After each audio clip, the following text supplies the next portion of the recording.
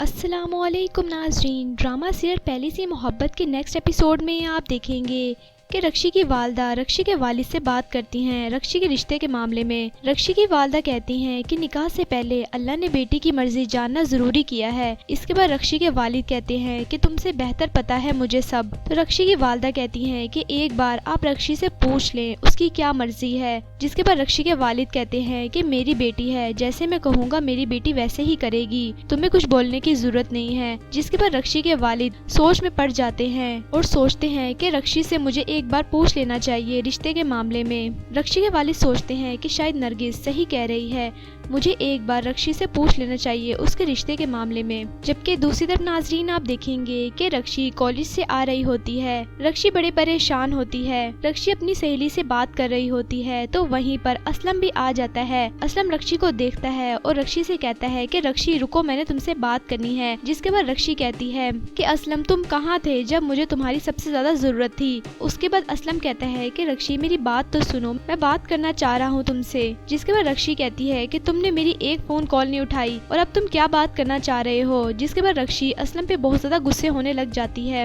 रक्षी कहती है कि जब मेरी शादी हो जाएगी फिर हम बात करेंगे। उसके बाद असलम कहता है रक्षी से कि रिश्ता ही आया है ना, मैं देख लूंगा रक्षी, तुम परेशान ना हो, मैं तुम्हारे साथ हूँ। वो मेरी एक मजबूरी थी जिसकी वजह से मैंने तुम्हारी कॉल रिसीव नहीं की। रक्षी गुस्से में आ जाती है और असलम से कहती है कि नहीं करनी मुझे तुमसे कोई बात, बस नहीं करनी और यहाँ से तुम चले जाओ। जिसके बाद रक्षी वहाँ से चली जाती है तो रक्षी की दोस्त कहती है कि यार एक बार बात सुन लेती असलम की।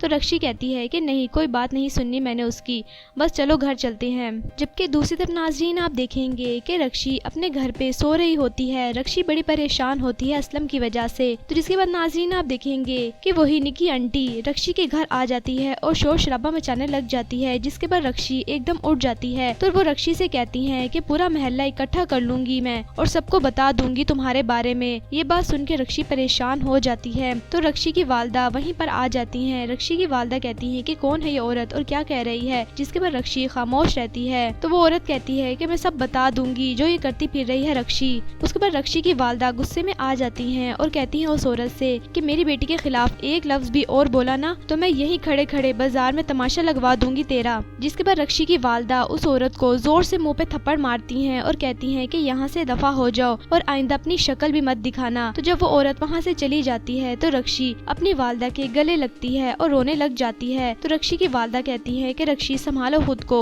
उस औरत के जाने के बाद रक्षी दरवाजा बंद कर लेती है क्योंकि रक्षी बड़ी परेशान हो गई है। जिसके बाद नाजरीन आप देखेंगे कि असलम की बहन ज़ैनब अपने घर आती है तो उसकी वालदा उससे प्यार करने लगती हैं और कहती हैं कि बेटा अब तुम यहीं पर रहोगी, तुम परेशान ना हो, तुम टेंशन नहीं लो। असलम की वालदा अपनी बेटी से बहुत ज्यादा प्यार करती हैं। उसके बाद ज़ैनब असलम के बारे में अपनी वालदा से बात करती है और उनको समझाती है। उसके बाद असलम की वालदा कहती है कि रक्षी से रिश्ता नामुमकिन है। तो ज़ैनब कहती है कि अम्मी ऐसा क्यों, हमें तो असलम की खुशी चाहिए, आप ऐसा क्यों सोच रही हैं। तो असलम की वालदा रक्षी के बारे में कहती हैं कि जो छतों और गलियों पर बाप की इज्जत उछालती फिर रही हो उसे मैं अपने घर की इज्जत कैसे बना लूं। तो जिसके बाद नाजरीन आप देखेंगे कि ज़ैनब बड़ी परेशान हो जाती है। तो उसकी वालदा कहती है कि मैं ऐसा नहीं कर सकती, अकरम का गुस्सा तुमने देखा है ना। तो जबकि दूसरी तरफ नाजरीन आप देखेंगे कि असलम को इस बारे में पता चलता है कि निग्गी आंटी रक्षी के घर गई थी और बहुत बड़ा तमाशा बनाया था उन्होंने। तो असलम उसके घर पहुंच जाता है और निग्गी आंटी से कहता है कि आपको चैन और सुकून नहीं है, क्यों जिंदगी खराब करने पे तुली है अपनी भी और हमारी भी। उसके बाद असलम गुस्से में आ जाता है और उनसे कहता है कि ये तो सिर्फ अभी ट्रेलर है, पिक्चर तो अभी बाकी है, आइंदा ऐसी कोई हरकत करने की आपने कोशिश की तो बहुत बुरा हाल होगा आपका। यानी असलम खूब धमकियां देके उनको वहाँ से चला जाता है। जिसके बाद निग्गी आंटी थोड़ी परेशान सी हो जाती हैं। तो जिसके बाद नाजरीन आप देखेंगे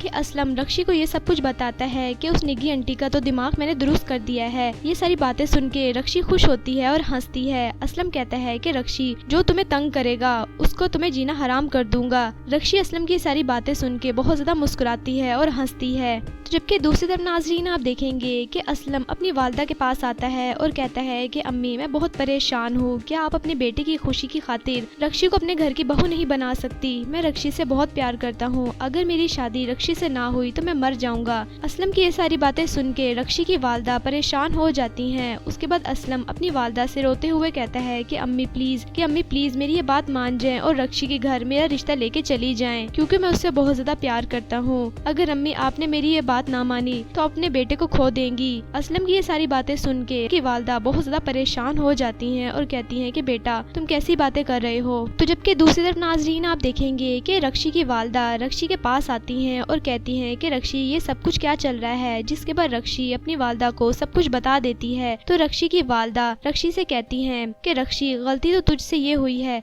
कि तूने मर्द पर एतबार किया है। उसके बाद रक्षी उनको देखने लगती है और रोने लग जाती है। रक्षी की वालदा रक्षी से कहती हैं रक्षी तुम घबराओ नहीं और परेशान ना हो, मगर ये गलती तो हर औरत के ज़मीर में है, तुम्हारा इसमें क्या कसूर है। जिसके बाद रक्षी अपनी वालदा के गले लग जाती है और रोने लग जाती है। रक्षी की वालदा उसको हौसला देती हैं और कहती हैं कि ऐसे नहीं रोते पागल। यानी ड्रामा सीरियल पहली सी मोहब्बत की नेक्स्ट आने वाली एपिसोड काफी इंटरेस्टिंग होने वाली हैं। वीडियो अच्छी लगी तो प्लीज लाइक करें और मेरा चैनल सुपर ड्रामा रिव्यू को आपने लाजमी सब्सक्राइब करना है और बेल आइकन को प्रेस करना है ताकि आपको हर नए आने वाले लेटेस्ट ड्रामे के रिव्यूज मिलते रहें। तब तक के लिए अल्लाह हाफिज।